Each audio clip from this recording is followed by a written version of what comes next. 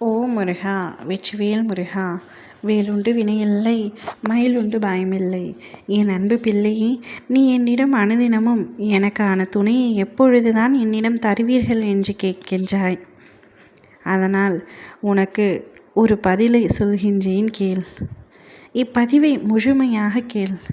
உனக்கே நன்றாக புரியும் உன் அப்பா நான் என்ன சொல்கிறேன் என்று. நான் இப்பொழுது தனிமையில் வருந்துகின்றேன் அப்பா. திக்கற்ற காடுகளில் நிற்பது போல நிற்கின்றேன் அப்பா. என் குடும்பமும் என்னை நினைத்து பெரும் துயரத்தில் உள்ளனர். அவர்கள் அனைவரும் சந்தோஷமாக இருக்க வேண்டாமா? நான் சந்தோஷமாக இருக்க வேண்டாமா அப்பா? என் துணையை எப்பொழுதுதான் என்னிடம் ஒப்படைப்பீர்கள்? எனக்கு எப்பொழுதுதான் திருமணம் நடக்கும்? காலங்கள் கடந்து கொண்டே இருக்கின்றன என்று நீ என்னிடம் வருத்தப்பட்டாயல்லவா? உனக்கான துணையை சரியாக தேர்ந்தெடுத்துவிட்டு நான் உன்னிடம் பேச வந்திருக்கின்றேன்.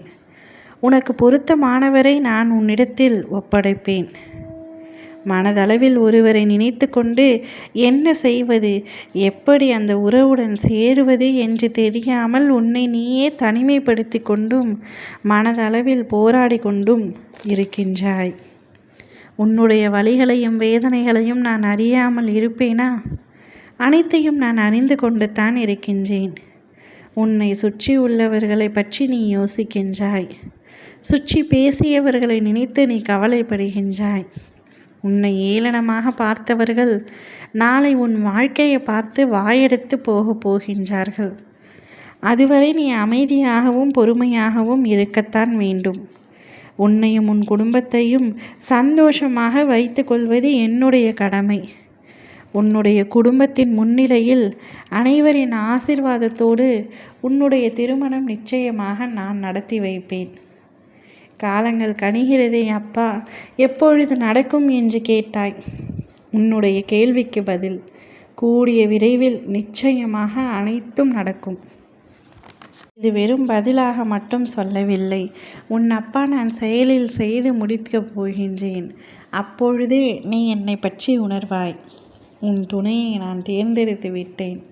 வாழ்க்கையில் நான் நேசித்த நபரை தவிர வேறு யாராவது வாழ்க்கை துணையாக வந்துவிட்டால் என்ன செய்வது? என்னுடைய துணையை என் குடும்பத்தில் உள்ளவர்களிடமும் அறிமுகப்படுத்த முடியாமல் தவிக்கின்றேன். எந்த பக்கம் சாய்வது, எந்த பக்கம் போவது என்று தெரியாமல் தவிக்கும் உன்னுடைய மனக்குழப்பங்கள் அத்தனைக்கும் முற்றுப்புள்ளி வை. நீ விரும்பியவரையே உனக்கு வரனாகவும் வாழ்க்கை துணையாகவும் தந்து உன்னை சந்தோஷமாக நான் பார்த்து கொள்கின்றேன். உன்னுடைய குடும்பத்தினரின் ஆசீர்வாதத்தோடும் இரு வீட்டாரின் சம்மதத்தோடும் உங்கள் திருமணம் நடக்கப் போகின்றது.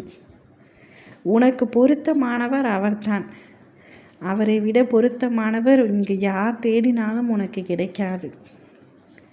அவர் கடவுளால் உனக்காக படைக்கப்பட்டவர், கடவுளால் இணைக்கப்பட போகிறவர்.